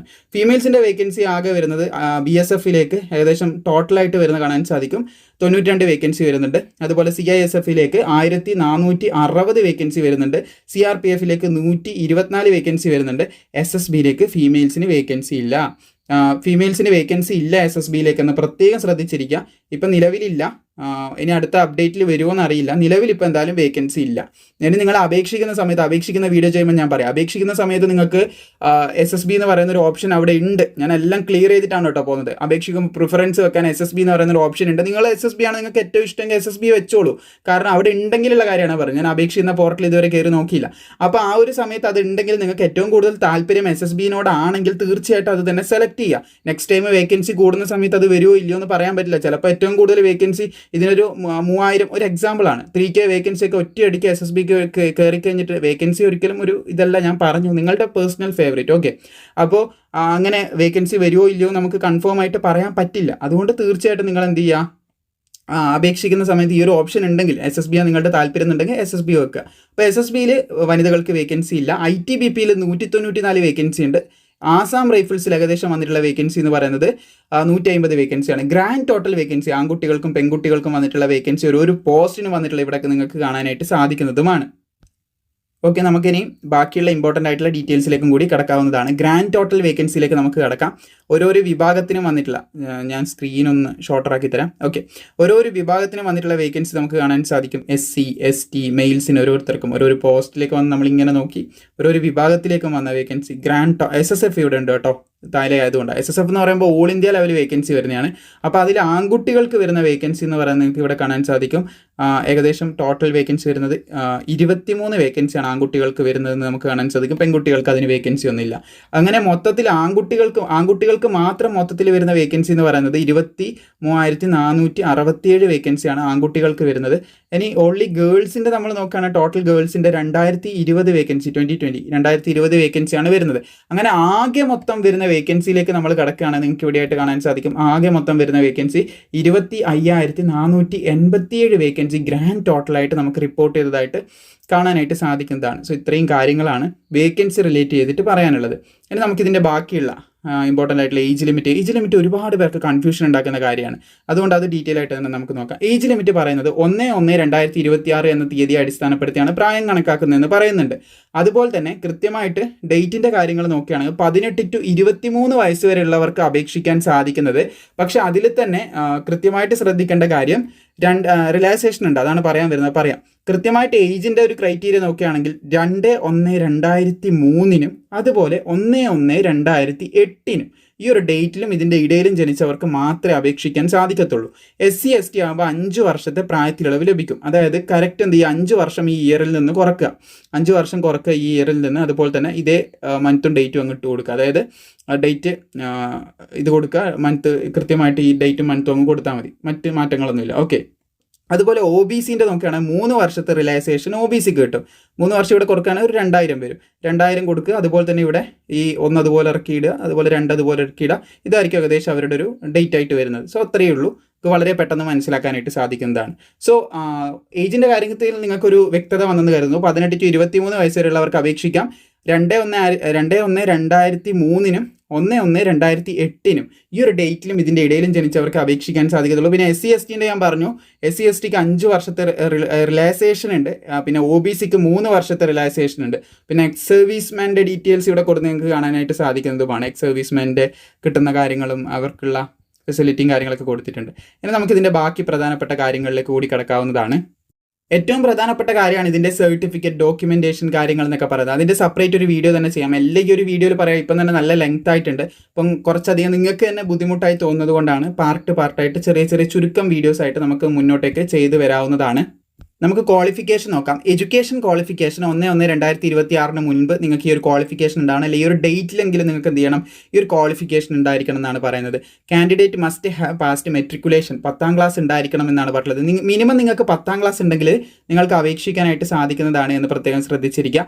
പിന്നെ NCC സർട്ടിഫിക്കറ്റ് ഉള്ളവർക്ക് ബോണസ് മാർക്ക് ഉണ്ടാവുന്നതാണെന്ന് പറയുന്നുണ്ട്. അതായത് NCC സർട്ടിഫിക്കറ്റ് ഹോൾഡേഴ്സിന് കിട്ടുന്ന ബെനിഫിറ്റ്, അതുപോലെ തന്നെ ഓരോ സർട്ടിഫിക്കറ്റും കിട്ടുന്ന ബോണസ് മാർക്കും കാര്യങ്ങളൊക്കെ ഇവിടെ കൊടുത്തിട്ടുണ്ട്. NCC certificate 5% of the maximum mark of the examination. Maximum mark, അതായത് എക്സാമിൻ്റെ ടോട്ടൽ മാർക്കിൻ്റെ 5% തരുമെന്ന് പറയുന്നുണ്ട്. NCC C സർട്ടിഫിക്കറ്റ് ഉള്ളവർക്ക്, B സർട്ടിഫിക്കറ്റ് ഉള്ളവർക്ക് 3% പറയുന്നുണ്ട്. A സർട്ടിഫിക്കറ്റ് ഉള്ളവർക്ക് 2% മാർക്ക് ബോണസ് ആയിട്ട് കൊടുക്കും എന്നുള്ളതും കൂടി പറയുന്നുണ്ട്. അപേക്ഷിക്കേണ്ടത് SSCൻ്റെ OTR 1 ടൈം രജിസ്ട്രേഷൻ നിങ്ങൾ കംപ്ലീറ്റ് ചെയ്തിട്ടുണ്ടായിരിക്കണം. അതിനുശേഷം നിങ്ങൾക്ക് അപേക്ഷിക്കാനായിട്ട് സാധിക്കും. ഇനി നിങ്ങൾക്ക് 1 ടൈം രജിസ്ട്രേഷൻ അറിയില്ലെന്നാണെങ്കിൽ ജസ്റ്റ് നിങ്ങൾ യൂട്യൂബ് എടുത്തിട്ട് SSC 1 time registration, SSC new website registration എന്ന് സെർച്ച് ചെയ്താൽ മതി. എന്നിട്ട് അതിൻ്റെ കൂടെ ലൈഫ് ട്രാക്ക് മലയാളം എന്നും കൂടി LTM ലൈഫ് ട്രാക്ക് മലയാളം എന്നും കൂടി എന്ത് ചെയ്യുക, ജസ്റ്റ് ഒന്ന് സെർച്ച് ചെയ്ത് കഴിഞ്ഞാൽ നമ്മൾ മുൻപ് ചെയ്ത വീഡിയോ നിങ്ങൾക്ക് ലഭിക്കും. അത് കണ്ടിട്ട് നിങ്ങൾക്ക് തീർച്ചയായിട്ടും 1 ടൈം രജിസ്ട്രേഷൻ ചെയ്യാനായിട്ട് സാധിക്കുന്നതാണ്. ആധാർ കാർഡ് വെച്ച് തന്നെ ചെയ്യാനായിട്ട് പ്രത്യേകം ശ്രദ്ധിച്ചിരിക്കുക. മറ്റ് മാറ്റങ്ങളൊന്നുമില്ല. മറ്റുള്ള ഡോക്യുമെൻറ്റ്സ് യൂസ് ചെയ്ത് ആധാർ കാർഡ് തന്നെ വെച്ച് ചെയ്യാനായിട്ട് ശ്രമിക്കുക. പിന്നെ അപേക്ഷിക്കുന്ന വീഡിയോ ഒരു 1-2 ദിവസത്തിനുള്ളിൽ ഞാൻ ചെയ്യുന്നതായിരിക്കും. പെട്ടെന്ന് എടുത്തു ചാടി അപേക്ഷിക്കേണ്ട എന്നാണ് എൻ്റെ ഒരു അഭിപ്രായം. നിങ്ങൾക്ക് അപേക്ഷിക്കാം, യാതൊരു പ്രശ്നമില്ല എന്നാണെങ്കിൽ ഇറ്റ്സ് ഓക്കെ, നിങ്ങൾക്ക് അപേക്ഷിക്കാം, യാതൊരു പ്രശ്നമില്ല, അപേക്ഷിക്കാൻ ചെയ്യുക. ഇത് നിങ്ങളുടെ റിസ്കിലുള്ള കാര്യമാണ്. അതായത് അപേക്ഷിക്കുന്ന സമയത്ത് എവിടെ പോയിട്ട് എങ്ങനെ അപേക്ഷിക്കുന്നതാണെങ്കിലും നിങ്ങളുടെ അപേക്ഷ നിങ്ങൾ തന്നെ വെരിഫൈ ചെയ്യേണ്ടതായിട്ടുണ്ട്. ഇതിന് മുമ്പ് ഒരു സുഹൃത്ത് ഒരു കംപ്ലയിൻറ്റുമായിട്ട് വന്നതാണ്. ഒരാൾ അപേക്ഷ സമർപ്പിക്കാനായിട്ട് ഏൽപ്പിച്ചു, അവരൊരു തെറ്റ് വരുത്തി, എന്നിട്ട് ഞാൻ ഇവരെ വിളിച്ചിട്ട്, അതായത് ഈ ഒരു ഏജൻസീനെ വിളിച്ചിട്ട്, മീൻസ് SSC ആണെങ്കിൽ ഒരു എക്സാമ്പിൾ ഈ ബോഡീനെ വിളിച്ചിട്ട് പറഞ്ഞു, അപ്പോൾ അത് എൻ്റെ തെറ്റായിട്ടാണ് പറയുന്നത്, ഞാനല്ല തെറ്റ് ചെയ്തത്. അത് അവരുടെ അടുത്ത് പറഞ്ഞിട്ട് കാര്യം ഉണ്ടാവില്ല. നമ്മുടെ കാര്യത്തിൽ നമ്മൾ തന്നെ ശ്രദ്ധ ചെലുത്തേണ്ടതായിട്ടുണ്ട്. അതുകൊണ്ട് അപേക്ഷ സമർപ്പിക്കുമ്പോൾ കൊടുക്കുന്ന ഡീറ്റെയിൽസിന് നമ്മൾ തന്നെയായിരിക്കും ഉത്തരവാദി. അതുകൊണ്ട് തീർച്ചയായിട്ടും കൊടുക്കുന്ന ഡീറ്റെയിൽസ് ഒക്കെ നല്ല രീതിയിൽ ചെക്ക് ചെയ്തിട്ട് സ്പെല്ലിംഗ് മിസ്റ്റേക്സ് ഒന്നും ഇല്ലാതെ കൊടുക്കാനായിട്ട് ശ്രദ്ധിക്കുക. അപ്പോൾ ആപ്ലിക്കേഷൻ ഇത്ര പാനിക് ആക്കാനൊന്നല്ല കേട്ടോ ഞാൻ പറയുന്നത്, നിങ്ങൾ ശ്രദ്ധിക്കാൻ വേണ്ടിയിട്ട്, ശ്രദ്ധ കൂടാൻ വേണ്ടിയിട്ടാണ് പറയുന്നത്. അപേക്ഷ വളരെ ഈസി പ്രോസസ്സാണ്. അത് തീർച്ചയായിട്ടും ഞാൻ പ്രോപ്പറായിട്ട് നിങ്ങളിലേക്ക് എത്തിക്കുന്നതായിരിക്കും. ആപ്ലിക്കേഷൻ ഫീസ് വരെ നിങ്ങൾക്ക് കാണാൻ സാധിക്കും. 100 രൂപ അപേക്ഷാ ഫീസ് ഉണ്ട്.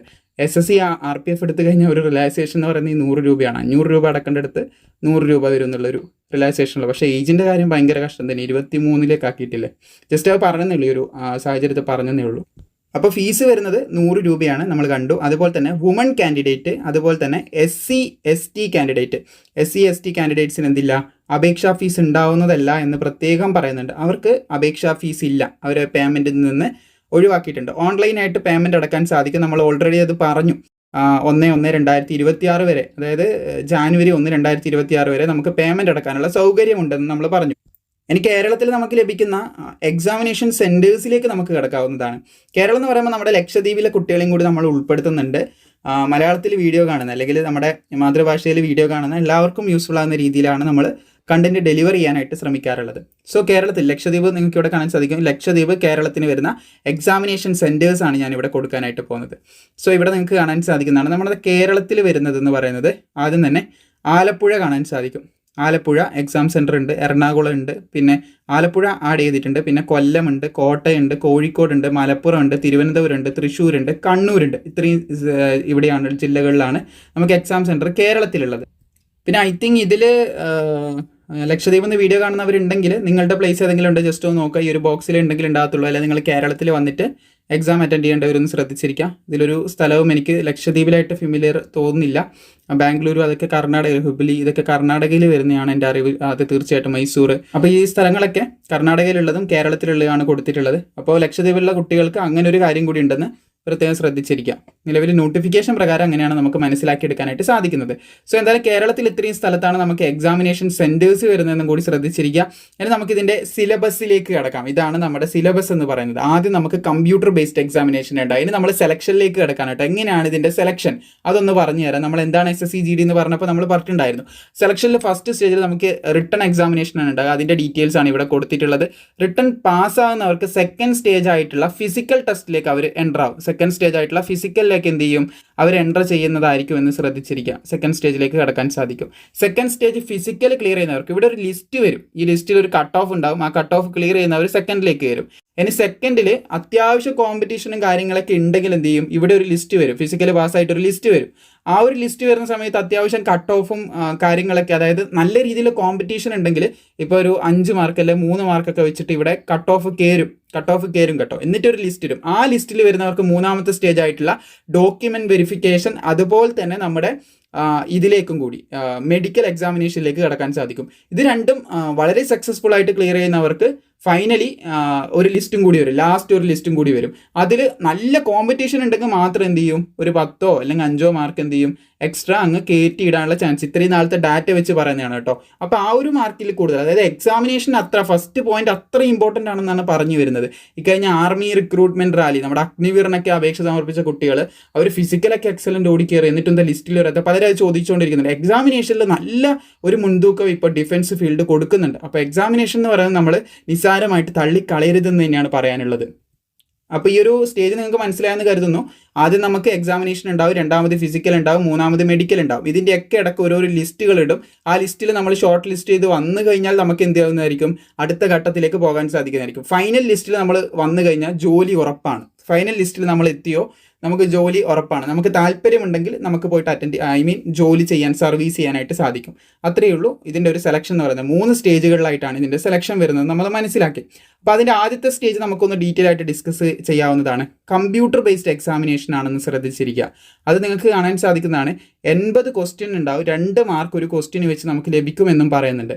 ഇതിന് പഠിക്കാൻ ആവശ്യമായിട്ടുള്ള B1 ബാച്ച് 1 PDF നമ്മൾ ക്രിയേറ്റ് ചെയ്തിട്ടുണ്ട്. താഴെ ഡിസ്ക്രിപ്ഷനിലും അതുപോലെ കമൻറ്റ് ബോക്സിലും അത് പർച്ചേസ് ചെയ്യാൻ ആവശ്യമായിട്ടുള്ള ലിങ്കും കാര്യങ്ങളും പ്രൊവൈഡ് ചെയ്തിട്ടുണ്ട്. നമ്മുടെ ടീം തന്നെ നിങ്ങളെ സപ്പോർട്ട് ചെയ്യുന്നതായിരിക്കും. ഏകദേശം 59 രൂപ മാത്രമേ വരുന്നുള്ളൂ. താല്പര്യമുള്ളവർക്ക് പർച്ചേസ് ചെയ്യാം. B2 നമ്മൾ മുമ്പിലേക്ക് റിലീസ് ചെയ്യുന്നുണ്ട്. അതുപോലെ തന്നെ പലരും ചോദിച്ചൊരു കാര്യമാണ്, ഇതിനൊക്കെ പഠിക്കാൻ ആവശ്യമായിട്ടുള്ള ജനറൽ നോളജ് വളരെ ഇമ്പോർട്ടൻ്റ് ആണ്. കാരണം റീസണിങ് എല്ലാവരും പഠിക്കുന്നുണ്ട്, മാത്സ് എല്ലാവരും പഠിക്കുന്നുണ്ട്, ഇംഗ്ലീഷ് എല്ലാവരും പഠിക്കുന്നുണ്ട്. GK കടൽ പോലെ ഇരിക്കുന്ന ഒരു സാഹചര്യമാണ് പലപ്പോഴും കാണാറുള്ളത്. പക്ഷേ അവിടുന്ന് സോർട്ട് ഔട്ട് ചെയ്തിട്ട് ഏറ്റവും ഇമ്പോർട്ടൻ്റ്, ഇപ്പം ഡാൻസ് ഫോംസ് ഉണ്ട്, നമുക്ക് ഡാൻസ് ഏതൊക്കെ ഡാൻസ് എവിടെ നിന്നൊക്കെ അങ്ങനെയുള്ള ചോദ്യങ്ങളൊക്കെ GDയിൽ വരാറുണ്ട്. അതുപോലെ തന്നെ നമുക്ക് വരുന്നതാണ് ഫെസ്റ്റിവൽസ് കാര്യങ്ങൾ, അതിൻ്റെ ചോദ്യങ്ങൾ ഉണ്ടാവും. പിന്നെ അതുപോലെ തന്നെ യുനെസ്കോ ഹെറിറ്റേജ് സൈറ്റ് കാര്യങ്ങൾ, അതുപോലുള്ള ചോദ്യങ്ങൾ, അങ്ങനെ ഇമ്പോർട്ടൻ്റ് ആയിട്ടുള്ള വളരെ ചോദിക്കാൻ സാധ്യതയുള്ള ചോദ്യങ്ങൾ മാത്രം ക്രോഡീകരിച്ചിട്ടുള്ള മറ്റൊരു ഇമ്പോർട്ടൻ്റ് ആയിട്ടുള്ള സ്റ്റഡി PDF ഇതുപോലെ തന്നെ നിങ്ങൾക്ക് തുച്ഛമായ വിലക്ക് പക്ഷെ നല്ല സക്സസ് റേറ്റുള്ള PDF നമ്മൾ ക്രിയേറ്റ് ചെയ്യുന്നതായിരിക്കും, മുന്നോട്ടേക്ക് ക്രിയേറ്റ് ചെയ്യുന്നതായിരിക്കും. എക്സാമിന് മുന്നായിട്ട് നിങ്ങളെ സഹായിക്കാനായിട്ട് തീർച്ചയായിട്ടും ക്രിയേറ്റ് ചെയ്യുന്നതായിരിക്കും. അപ്പോൾ നമുക്ക് ഇതിൻ്റെ ബാക്കിയുള്ളതിലേക്ക് കിടക്കാം, അതായത് ബാക്കിയുള്ള ഡീറ്റെയിൽസിലേക്ക് കിടക്കാം. 80 ക്വസ്റ്റ്യൻ 2 മാർക്ക് വെച്ചിട്ടാണ് നമുക്ക് ലഭിക്കുന്നത്. അതിൽ ഫസ്റ്റ് പാർട്ടിൽ 20 ചോദ്യം വരുന്നത് ജനറൽ ഇൻ്റലിജൻസ് ആൻഡ് റീസണിംഗ് എന്ന് പറയുന്ന ഒരു സെക്ഷനിലാണ് അത് വരുന്നത്. അത് 20 ക്വസ്റ്റ്യൻസ് ഉണ്ടാവും, 40 മാർക്ക് ലഭിക്കും. 60 മിനിറ്റിൻ്റെ എക്സാമാണ്, 1 മണിക്കൂറിൻ്റെ എക്സാമാണ് നമ്മൾ അറ്റൻഡ് ചെയ്യേണ്ടതെന്നും കൂടി ശ്രദ്ധിച്ചിരിക്കാം. അതുപോലെ B പാർട്ടിൽ general knowledge and general awareness 20 question ഉണ്ട്, 40 മാർക്ക് ലഭിക്കും. അതുപോലെ തന്നെ എലമെൻ്ററി മാത്തമാറ്റിക്സ് 20 ക്വസ്റ്റ്യൻ 40 മാർക്കിലാണ് വരുന്നത്. പിന്നെ ഇംഗ്ലീഷ് അല്ലെങ്കിൽ ഹിന്ദി, ഇംഗ്ലീഷാണ് നമ്മുടെ കേരളത്തിലുള്ള കൂടുതൽ കുട്ടികളും പ്രിഫർ ചെയ്യുന്നത്. അപ്പോൾ 20 മാർക്ക് 20 ക്വസ്റ്റ്യൻ 40 മാർക്ക് ലഭിക്കും. അപ്പോൾ ഇത് ഇങ്ങനെയാണ് ഒരു സ്ട്രക്ചർ വരുന്നത്, ഒരു എക്സാമിനേഷൻ്റെ സ്ട്രക്ചർ. മൊത്തം ഏകദേശം 80 ചോദ്യങ്ങൾ ഇങ്ങനെയാണ് വരുന്നത്, നമുക്ക് കാണാൻ സാധിക്കും. 40 വെച്ചിട്ടാണ് നമുക്ക് മാർക്ക് വരുന്നത്. 4 സെക്ഷനാണ് നമുക്ക് എക്സാമിനുള്ളത്.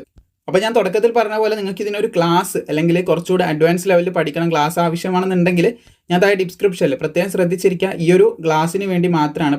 പിന്നീട് നിങ്ങൾ ഈ ഒരു ക്ലാസ്സിന് വേണ്ടി നിങ്ങൾ അവിടെ ജോയിൻ ചെയ്താൽ നിങ്ങളുടെ എന്ത് സപ്പോർട്ടിനും കാര്യത്തിനും ഞാൻ അവിടെ ഉണ്ടാവും. കാരണം ഈ ഒരു ക്ലാസ്സിന് വേണ്ടി പല കാര്യങ്ങൾ കുട്ടികൾ പലരും ചോദിക്കുന്നുണ്ട്, ക്ലാസ് ആവശ്യമാണെന്ന് പറഞ്ഞിട്ട്. അപ്പോൾ അതിന് വേണ്ടിയാണ് നമ്മൾ ക്ലാസ് ക്രിയേറ്റ് ചെയ്തിട്ടുള്ളത്. അപ്പോൾ കുട്ടികൾ പഠിക്കുന്ന സമയത്ത് അവരൊരു ഇഷ്യൂ പറഞ്ഞിട്ട് ഞാനത് സോൾവ് ചെയ്തിട്ടുണ്ടായിരുന്നു. ആ ഒരു സമയത്ത് ഞാൻ ഉണ്ടാവും, ഈ ഒരു ക്ലാസ്സിൽ തീർച്ചയായിട്ടും ഞാൻ ഉണ്ടാവും. താല്പര്യമുള്ളവർക്ക് അവിടെ ജോയിൻ ചെയ്യാം. ഈ ക്ലാസ് കഴിഞ്ഞാൽ മറ്റൊരു ക്ലാസ്സിന് നിങ്ങൾ ജോയിൻ ചെയ്യുമ്പോൾ നിങ്ങളുടെ പേഴ്സണലായിട്ടുള്ള കാര്യമാണെന്നും കൂടി ശ്രദ്ധിച്ചിരിക്കുക. അപ്പോൾ എന്തായാലും ഇപ്പോൾ നിങ്ങൾക്ക് എന്ത് ചെയ്യാം, ജോയിൻ ചെയ്യാവുന്നതാണ്. ഞാൻ അവിടെ ഉണ്ടാകുന്നതാണ്, താല്പര്യമുള്ളവർക്ക് ജോയിൻ ചെയ്യാം. ഓക്കെ. അപ്പോൾ അതുപോലെ തന്നെ എക്സാമിനേഷൻ നമ്മൾ പറഞ്ഞു, എക്സാമിനേഷൻ്റെ സ്കീം ഇതാണെന്ന് നമ്മൾ പറഞ്ഞു. അതുപോലെ തന്നെ 13 റീജിയണൽ ലാംഗ്വേജിൽ നമുക്ക് പരീക്ഷ എഴുതാൻ പറ്റും എന്നുള്ള കാര്യം പറഞ്ഞു. അതിൽ നമ്മുടെ മലയാളം വരും എന്നുള്ളത് തുടക്കത്തിലേ നമ്മൾ പറഞ്ഞതാണ്. പിന്നെ ശ്രദ്ധിക്കേണ്ട കാര്യമാണ്, നമുക്ക് അവിടെ there will be a negative marking of 0.25, അതായത് 4 എണ്ണം തെറ്റിക്കഴിഞ്ഞാൽ, 4 ക്വസ്റ്റ്യൻ നമുക്ക് തെറ്റിയാൽ 1 മാർക്ക് നമുക്ക് നഷ്ടപ്പെടുമെന്ന് നമുക്ക് സാരം ഇതിൽ നിന്ന് മനസ്സിലാക്കാനായിട്ട് സാധിക്കുന്നതാണ്. അപ്പോൾ ഈ ഒരു മൈനസ് മാർക്കിൻ്റെ കാര്യം കൂടി പ്രത്യേകം നിങ്ങൾ ശ്രദ്ധിച്ചിരിക്കാം. ഏകദേശം 0.25 മൈനസ് മാർക്ക് ഉണ്ട്. അപ്പോൾ തെറ്റുത്തരങ്ങൾ നമ്മൾ വരുത്തി കഴിഞ്ഞാൽ ചെയ്യാത്ത ഉത്തരങ്ങൾക്ക് നമുക്ക് എന്തുണ്ടാവില്ല, മൈനസ് മാർക്ക് വരില്ല. ഇപ്പോൾ ഒരു ചോദ്യം വന്നു, ഒരു എക്സാമ്പിളിന് ഞാൻ പറയുകയാണ്, എല്ലാവർക്കും അറിയുന്നതാണ്. ആദ്യത്തെ പ്രധാനമന്ത്രി അല്ലെ പ്രസിഡന്റ് ആരെ ഇന്ത്യൻ്റെ എന്നൊരു ചോദ്യം വന്നു. നമ്മൾ തെറ്റായിട്ട് ആൻസർ ചെയ്ത് കഴിഞ്ഞാൽ നമുക്ക് 0.25 മാർക്ക് പോകും. പക്ഷേ നമ്മൾ ആൻസർ ചെയ്യില്ല, നമുക്ക് അറിയില്ല. അപ്പോൾ ആൻസർ ചെയ്യാതെ എന്ത് ചെയ്യും, നമ്മൾ സ്കിപ്പ് ചെയ്തു. അവിടെ മാർക്ക് പോകത്തുമില്ല, ലഭിക്കത്തുമില്ല. നമ്മളത് കറക്റ്റായിട്ട് ആൻസർ ചെയ്താൽ നമുക്ക് 2 മാർക്ക് ലഭിക്കുകയും ചെയ്യും. ക്ലിയർ ആയെന്ന് കരുതുന്നു. അപ്പോൾ അങ്ങനെയാണ് എക്സാമിനേഷൻ്റെ ഒരു സ്കീം വരുന്നത്. പിന്നെ അതിൻ്റെ എൻറ്റയർ സിലബസ് നിങ്ങൾക്ക് ഇവിടെ കൊടുത്ത് കാണാൻ സാധിക്കും. ജനറൽ ഇൻ്റലിജൻസ് എന്ന് എന്തൊക്കെ വരും, നമ്മുടെ PDF പർച്ചേസ് ചെയ്യുന്നവർക്ക് അതിൻ്റെ കൂടെ ഇതും കൂടി കൊടുക്കുന്നുണ്ട് എന്തൊക്കെ വരും എന്നുള്ളത്. അപ്പോൾ ജനറൽ നോളജ് ആൻഡ് ജനറൽ അവയർനെസ്സിൻ്റെ കൂടെ എന്തൊക്കെ വരും, ഹിന്ദിയിൽ എന്തൊക്കെ, ഇംഗ്ലീഷിൽ എന്തൊക്കെ, മാത്സിൽ എന്തൊക്കെ, അതൊക്കെ കൃത്യമായിട്ട് തന്നെ ഇവിടെ കൊടുത്തിട്ടുണ്ട്. പിന്നെ വരുന്നത് ആദ്യത്തെ സ്റ്റെപ്പ് നമ്മൾ പറഞ്ഞു എക്സാമിനേഷൻ ആണ്. എക്സാമിനേഷൻ എഴുതി കഴിഞ്ഞു. ഇപ്പം നമ്മൾ ഫസ്റ്റ് സ്റ്റെപ്പ് കംപ്ലീറ്റ് ചെയ്തിരിക്കുകയാണ്. എക്സാമിനേഷൻ എന്ന് പറയുന്ന സ്റ്റെപ്പ് നമ്മൾ കംപ്ലീറ്റ് ചെയ്തു. ഇനി രണ്ടാമത്തെ സ്റ്റെപ്പിലേക്ക് നമ്മൾ കിടക്കുകയാണ്. രണ്ടാമത്തെ സ്റ്റെപ്പ് എന്ന് പറയുന്നത് നമുക്ക് ഫിസിക്കൽ ടെസ്റ്റ് ആണ്. ഫിസിക്കൽ എന്തൊക്കെയാണ് വരുന്നത് നമുക്ക് നോക്കാം. ഫിസിക്കലിൽ ആൺകുട്ടികൾക്ക് വരുന്നത് 5 കിലോമീറ്റർ ഓട്ടം 24 മിനിറ്റിൻ്റെ ഉള്ളിലാണ്. അപ്പോൾ ഇത് ഓടി കംപ്ലീറ്റ് ചെയ്തെന്ന ആളെന്ന നിലയിൽ എനിക്ക് പറയാനുള്ളത്, ഗ്രൗണ്ടിൽ നമ്മൾ കാണുന്ന പോലെയല്ല, നല്ല രീതിയിൽ ഗ്രൗണ്ട് പ്രാക്ടീസ് തന്നെ നിങ്ങൾ കൊടുക്കണം. ഇടയ്ക്ക് നിങ്ങൾ റോഡ് പ്രാക്ടീസും ചെയ്തോളൂ, പക്ഷെ നല്ല രീതിയിൽ ശ്രദ്ധിച്ച് കാര്യങ്ങളൊക്കെ ചെയ്യണം. ഇഞ്ചറി ഒന്നും വരുത്തരുത്. ഞാൻ ഒരിക്കലും ഒരു ഫിസിക്കൽ ട്രെയിനറൊന്നുമല്ല, പക്ഷെ അതിനുള്ളൊരു ക്യാപ്പബിലിറ്റി ഉണ്ടാക്കിയെടുത്ത് ഞാൻ ഓടി ഇതായെന്നേ ഉള്ളൂ. അപ്പോൾ അത് നിങ്ങൾ പ്രത്യേകം ഒന്ന് ശ്രദ്ധിച്ചിരിക്കുക. ഫിസിക്കൽ ഗ്രൗണ്ടിലാണ് ഇപ്പോൾ എല്ലാത്തിൻ്റെയും വരുന്നത്. അധിക CAPFൻ്റെയും വരുന്നത് ഗ്രൗണ്ടിലാണ്. മറ്റേ നമ്മുടെ ഇതൊക്കെ ഉള്ളതുകൊണ്ട് RFID ചിപ്പൊക്കെ മിഷൻ ബേസ്ഡ് ആണല്ലോ വരുന്നത്. അപ്പോൾ ഗ്രൗണ്ടിലാണ് വരുന്നത്. അതുകൊണ്ട് ഗ്രൗണ്ട് പ്രാക്ടീസ് നല്ല രീതിയിൽ കൊടുക്കുക. പിന്നെ നമുക്ക് ഗ്രൗണ്ട് ഭയങ്കര മടുപ്പായിട്ട് എനിക്ക് തോന്നിയിട്ടുണ്ട്, ഇങ്ങനെ കറങ്ങി ഒരു സർക്കിൾ തന്നെ കറങ്ങിക്കൊണ്ടിരിക്കുന്നതും. അതുപോലെ നമ്മൾ കൗണ്ട് ചെയ്യേണ്ട കാര്യങ്ങളൊക്കെ വരുമ്പോഴാണ് നമുക്ക് അതിനൊരു സംവിധാനം കൊണ്ടുവന്നാൽ കുറച്ചുകൂടെ നന്നായിരിക്കും എന്ന് വിചാരിക്കും. ചെസ്റ്റ് നമ്പർ ഇത്ര, അത് കൊണ്ടുവരാൻ ബുദ്ധിമുട്ടാണ് അതിനോ. പക്ഷേ കുറേ കുട്ടികൾ അതിൻ്റെ ബേസിൽ മാത്രം ഓടി കംപ്ലീറ്റ് ചെയ്തു. ഇത്തവണ നടന്നൊരു പ്രശ്നമാണ്, കുട്ടികൾ ഓടി കംപ്ലീറ്റ് ചെയ്തു. ഇപ്പം കുട്ടികൾ ഇപ്പം മൊത്തം ഓടി കംപ്ലീറ്റ് ചെയ്യാണ്. നമുക്കിപ്പോൾ 10 റൗണ്ട് ഉണ്ടെന്ന് വിചാരിക്കും, ഒരു എക്സാമ്പിളിന് 10 റൗണ്ട് ഉണ്ടെന്ന് വിചാരിക്കും. അപ്പോൾ ഈ 10 റൗണ്ട് കുട്ടികൾ ഓടി കംപ്ലീറ്റ് ചെയ്തു. കുട്ടി എന്ത് ചെയ്യാണ്, ഈ സൈഡിൽ വന്നിരിക്കുകയാണ്. അവസാനം ഇവൻ്റെ റിസൾട്ട് വരുമ്പോൾ ഇവൻ ഫെയിലായി എന്ന് മനസ്സിലാവുകയാണ്. കാരണം എന്താ, ഇവൻ കൗണ്ട് ചെയ്ത സമയത്ത് എന്ത് ചെയ്യുന്നു, ഇവന് 10 ആയി, പക്ഷേ ആക്ച്വലി മിഷനിൽ 9 ആയിട്ടുള്ളൂ. കൃത്യമായിട്ട് 9 ആയിട്ടുള്ളൂ, കൗണ്ട് തെറ്റിപ്പോയി. അപ്പോൾ ആ ഒരു ചെറിയൊരു മിസ്റ്റേക്കിൻ്റെ പുറത്ത് ഈ കുട്ടിക്ക് ഇങ്ങനെ ഒന്ന് സംഭവിച്ചിട്ടുണ്ട്. പലരും കല്ല് പെറുക്കി പുറത്തുള്ള പല ഐഡിയാസ് ആ ഒരു സമയത്ത് ഷെയർ ചെയ്തിട്ടുണ്ടായിരുന്നു. അപ്പോൾ അതൊക്കെ നിങ്ങളുടെ ഒരു മൈൻഡിൽ ആ ഒരു കാര്യം കൂടി പ്രാക്ടീസ് ചെയ്യുന്ന സമയത്ത് പ്രോപ്പറായിട്ട് അതും കൂടി ഫിസിക്കലിൻ്റെ ടൈമിലാട്ടോ, എക്സാമിൻ്റെ സമയത്തുള്ള എക്സാം ഞാൻ പറഞ്ഞു തന്നു. ഇപ്പോൾ ഫിസിക്കലിൻ്റെ ടൈമിൽ ഇങ്ങനെയുള്ളൊരു കാര്യം കൂടി നിങ്ങൾ ശ്രദ്ധിക്കാനായിട്ട് പ്രത്യേകം ശ്രമിക്കുക. കാരണം ചെറിയ ആ കുട്ടിക്ക് ഓടാനുള്ള സ്റ്റാമിന, ക്യാപ്പബിലിറ്റി എല്ലാം ഉണ്ട്. എന്നിട്ട് ആ കുട്ടി ഓടിക്കഴിഞ്ഞു എന്ന് വിചാരിച്ചിട്ട് അവിടെ ആ കുട്ടിയുടെ വിഷമം നമുക്ക് മനസ്സിലാക്കി എടുക്കാനായിട്ട് പറ്റും. എനിവേ, അപ്പോൾ 5 കിലോമീറ്റർ ഓട്ടം 24 മിനിറ്റിൻ്റെ ഉള്ളിൽ ആൺകുട്ടികൾക്ക് വരുന്നത്. പെൺകുട്ടികൾക്ക് വരുന്നത് 1.6 കിലോമീറ്റർ ഓട്ടം, അതായത് 1.6 കിലോമീറ്റർ റൺ ഏകദേശം 8.5 മിനിറ്റിൻ്റെ ഉള്ളിൽ കംപ്ലീറ്റ് ചെയ്യണം എന്നാണ് പറഞ്ഞിട്ടുള്ളത്. ഇതാണ് കേരളത്തിലുള്ളവർ, ലക്ഷദ്വീപിലുള്ളവർക്കൊക്കെ ഫോളോ ചെയ്യേണ്ടതായിട്ടുള്ളത്. ഇതാണെന്ന് പ്രത്യേകം ശ്രദ്ധിച്ചിരിക്കുക. ബാക്കിയുള്ളത് നിങ്ങൾക്ക് കാണാൻ സാധിക്കും, ഫോർ ലഡാക്ക് റീജിയനിലുള്ളതാണ്. ഇതാണ് നമ്മുടെ കേരള അതുപോലെ ലക്ഷദ്വീപിലൊക്കെ ഉള്ള കുട്ടികൾക്ക് ഇത് തന്നെയായിരിക്കും ഉണ്ടാവുക. അതായത് മലയാളത്തിലാണ് നമ്മുടെ ഇപ്പോൾ ഓട്ടോ ഡെപ്പൊക്കെ ഞാൻ ഓഫ് ചെയ്തിട്ടിട്ടുണ്ട്. മലയാളത്തിലുള്ളവരാണ് നമ്മുടെ വീഡിയോ കാണുന്നത്. അപ്പോൾ ഇതാണ് കേരളത്തിലുള്ളവർക്കുള്ള ഫിസിക്കൽ ടെസ്റ്റ് എന്ന് പ്രത്യേകം ശ്രദ്ധിച്ചിരിക്കുക. ഇനി നമുക്കിതിന് ആവശ്യമായിട്ടുള്ള ഹൈറ്റ് നോക്കാം. ഹൈറ്റിൻ്റെ കാര്യത്തിലേക്ക് കിടക്കാൻ നിങ്ങൾക്ക് ഇവിടെ കാണാൻ സാധിക്കും 170 സെൻറ്റിമീറ്റർ നിങ്ങൾക്ക് ഹൈറ്റ് വേണമെന്ന് പറയുന്നുണ്ട്. Minimum 170 centimetre. ആൺകുട്ടികളാണ്, തീർച്ചയായിട്ടും ഉണ്ടായിരിക്കണം മക്കളെ. 170 വേണമെന്ന് പറഞ്ഞാൽ 170 തന്നെ വേണം. 169 ആയിക്കഴിഞ്ഞാൽ പ്രശ്നമാണ്. 170 ആയിട്ട് തന്നെ പലരും ഇഷ്യൂ ഫേസ് ചെയ്തിട്ടുണ്ടായിരുന്നു. കാരണം കറക്റ്റ് മിഷൻ വെച്ചിട്ടാണ് ഇത്തവണ ഹൈറ്റൊക്കെ ചെയ്യുന്നത്. അപ്പോൾ ഹൈറ്റ് ഈ സാധനം എടുത്ത് തലയിലിടുമ്പോൾ ചിലർക്ക് ഈ കറക്റ്റ് ആയിട്ടുള്ള ഹൈറ്റ് കിട്ടുന്നില്ല എന്നൊക്കെ പറഞ്ഞിട്ട് ഒരുപാട് പേരെ റിജക്റ്റ് ചെയ്ത് മാറ്റി നിർത്തുന്നുണ്ടായിരുന്നു ഹൈറ്റ് കിട്ടാത്തതിൻ്റെ ഇഷ്യൂവിൽ. ഇത്തവണ നേരിട്ട് കണ്ട ഒരു സംഭവമാണ്, ഹൈറ്റ് കിട്ടുന്നില്ല. പക്ഷേ അവർ ഹൈറ്റ് ഉണ്ട്, പക്ഷേ ഹൈറ്റ് കിട്ടുന്നില്ല. അപ്പോൾ നമുക്ക് അപ്പീൽ ചെയ്യാം, അവിടെ അപ്പീൽ ചെയ്യാനുള്ള ഓപ്ഷൻ ഒക്കെ ഉണ്ട്. അപ്പോൾ ഹൈറ്റ് കുറഞ്ഞ അവർ എക്സാമും ക്ലിയർ ചെയ്ത് ഫിസിക്കൽ ഓട്ടവും കാര്യങ്ങളൊക്കെ കഴിഞ്ഞ്, തവണ ഓട്ടം കഴിഞ്ഞിട്ടായിരുന്നു ഹൈറ്റിൻ്റെ കാര്യങ്ങൾ നോക്കിയത്. ഓട്ടവും കഴിഞ്ഞ് നേരെ പോയിട്ട് പിന്നെ നമ്മുടെ ഹൈറ്റ് നോക്കുമ്പോൾ കിട്ടിയില്ല എന്ന് പറഞ്ഞാൽ ആ ഒരു കുട്ടീൻ്റെ വിഷമം നിങ്ങൾ ആലോചിച്ച് നോക്കിയേ. ഇത്രയും കഷ്ടപ്പെട്ട് ഇതിനു വേണ്ടി പ്രിപ്പയർ ചെയ്തിട്ട് ആ ഒരു സമയത്ത്. അപ്പോൾ അതുകൊണ്ടാണ് ഞാൻ പറയുന്നത് ഹൈറ്റ് നിർബന്ധമായിട്ട് ഉണ്ടായിരിക്കണം. ഹൈറ്റ് വളരെ ഇമ്പോർട്ടൻ്റ് ആണ്. നമ്മൾ ഉള്ളത് കാര്യം ഉള്ളതുപോലെ തന്നെ പറയണമല്ലോ. അപ്പോൾ നിങ്ങൾക്ക് ഹൈറ്റിന് ആനുപാതികമായിട്ടില്ല, ഹൈറ്റിന് കൃത്യമായിട്ടുള്ള ഒരുപാട് പോസ്റ്റ് ഉണ്ട് മക്കളെ. ആ പോസ്റ്റ് നോക്കുക, അതാണ് ഏറ്റവും നല്ലത്. ചെറിയ കുട്ടികളൊക്കെ ഉണ്ടാവും, അതായത് 18ഉം 19ഒക്കെ വയസ്സുള്ള ചെറിയ നമ്മുടെ അനിയന്മാരൊക്കെ വീഡിയോ കാണുന്നുണ്ടാവും. അപ്പോൾ അവരൊക്കെ ഹൈറ്റിൻ്റെ കാര്യം പ്രത്യേകം ഒന്ന് ശ്രദ്ധിക്കുക. ഹൈറ്റ് ഇല്ലെങ്കിൽ മറ്റുള്ള ഒരുപാട് പോസ്റ്റ് ഉണ്ട്. നിങ്ങൾക്ക് കൃത്യമായിട്ട് യൂണിഫോം അണിയാൻ പറ്റിയ ഒരുപാട് പോസ്റ്റുകളുണ്ട്.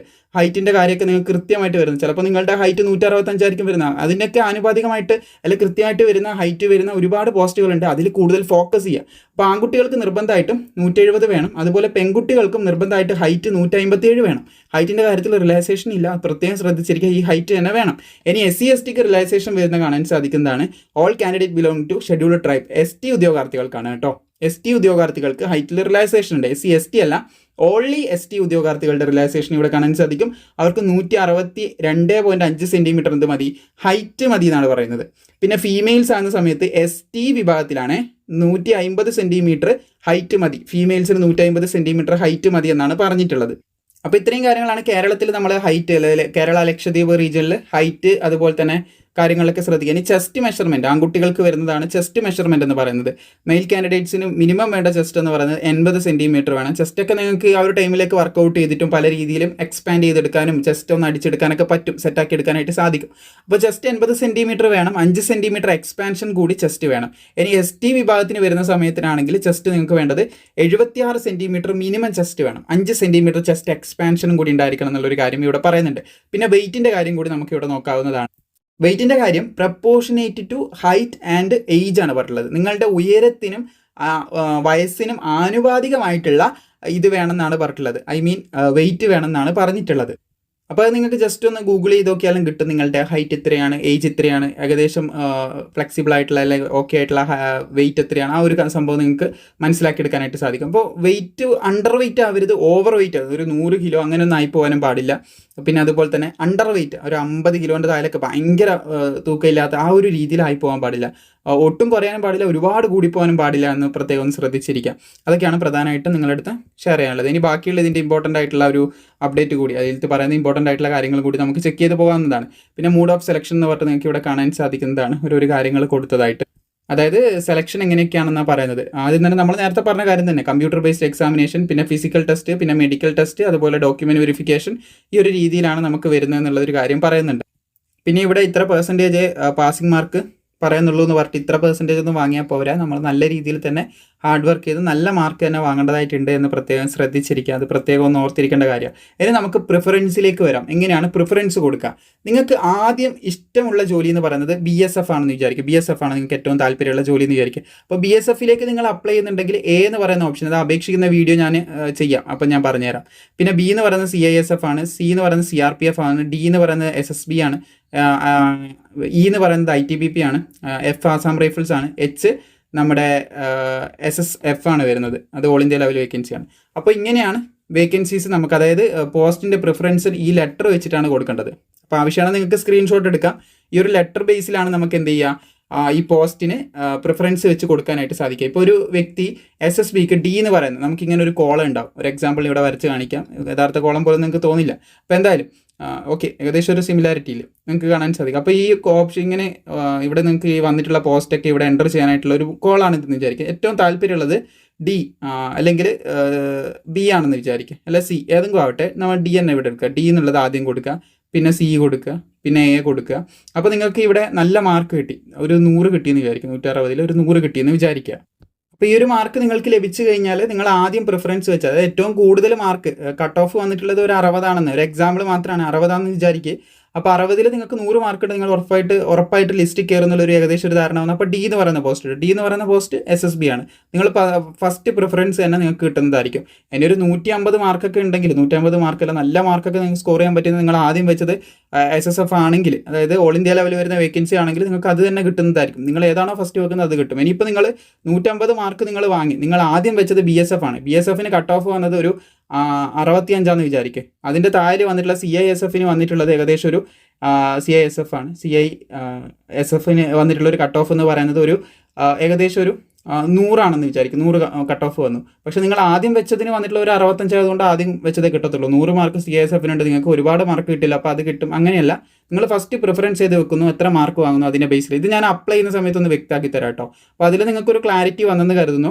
ഏകദേശം നമ്മുടെ വീഡിയോയിൽ എല്ലാ കാര്യങ്ങളും ഇപ്പോൾ ഷെയർ ചെയ്ത് വന്നിട്ടുണ്ട്, എല്ലാം ഏകദേശം കൺക്ലൂഡ് ചെയ്ത് ഏകദേശം നിങ്ങളിലേക്ക് എത്തിച്ചിട്ടുണ്ട്. ഇനി ഇതിൻ്റെ ഇമ്പോർട്ടൻ്റ് ആയിട്ടുള്ള കുറച്ച് കാര്യങ്ങൾ കൂടിയുള്ളൂ, അതും കൂടി നമുക്ക് പെട്ടെന്ന് നോക്കാം. ഒരു മണിക്കൂറിൻ്റെ അടുത്ത് വീഡിയോ ആകാനായിട്ടുണ്ട്. വളരെ പ്രധാനപ്പെട്ട കാര്യങ്ങൾ മാത്രമേ നമ്മൾ ഷെയർ ചെയ്തിട്ടുള്ളൂ. ഇവിടെ അപേക്ഷിക്കുന്ന വിൻഡോൻ്റെ ഡീറ്റെയിൽസ് കാര്യങ്ങൾ അതൊക്കെ ഞാൻ തീർച്ചയായിട്ടും വീഡിയോ ആയിട്ട് തന്നെ ചെയ്യാം. എങ്ങനെയാണ് എന്താണ് കൊടുക്കേണ്ട ഡീറ്റെയിൽസ് കാര്യങ്ങളൊക്കെ, വൺ ടൈം രജിസ്ട്രേഷൻ്റെയും അതിൻ്റെ ഡീറ്റെയിൽസ് ഒക്കെ കൊടുത്താൽ. ഇനി നെക്സൽ അഫക്റ്റഡ് ഏരിയയൊക്കെയാണ് ലാസ്റ്റ് പേജിലേക്ക് വരുന്നത്. ലാസ്റ്റ് പേജിൽ നോക്കിയിട്ട് കാര്യമില്ല, കേരളത്തിൽ നെക്സൽ അഫക്റ്റഡ് ഏരിയ ഇല്ല. അപ്പോൾ അത് പ്രത്യേകം ശ്രദ്ധിച്ചിരിക്കുക. പിന്നെ ഫോട്ടോ എടുക്കുമ്പോൾ, ഫോട്ടോഗ്രാഫ് എടുക്കുന്ന സമയത്ത് എങ്ങനെയൊക്കെ എടുക്കണം അതൊക്കെ ഞാൻ ഗ്ലാസ് വെക്കാൻ പാടില്ല ഒക്കെ ഞാൻ വീഡിയോ ചെയ്യുന്ന സമയത്ത് പ്രോപ്പറായിട്ട് പറഞ്ഞുതരാം കേട്ടോ. എങ്ങനെ എന്താണെന്നൊക്കെ ഉള്ളത് പ്രോപ്പറായിട്ട് തന്നെ പറഞ്ഞുതരാം. പിന്നെ ഇത് നമുക്ക് ബോർഡർ ഏരിയ ആണ്. നമ്മൾ കേരളം എന്ന് പറയുന്നത് ബോർഡർ ഏരിയയിൽ വരുന്നതല്ല. കാരണം നിങ്ങൾക്ക് അറിയാവുന്നതാണ്, നമ്മുടെ കേരളം സീ ആയിട്ടാണ്, അതായത് കടലുമായിട്ടാണ് ബൗണ്ടറി ഷെയർ ചെയ്യുന്നത്, മറ്റൊരു രാജ്യമായിട്ടല്ല.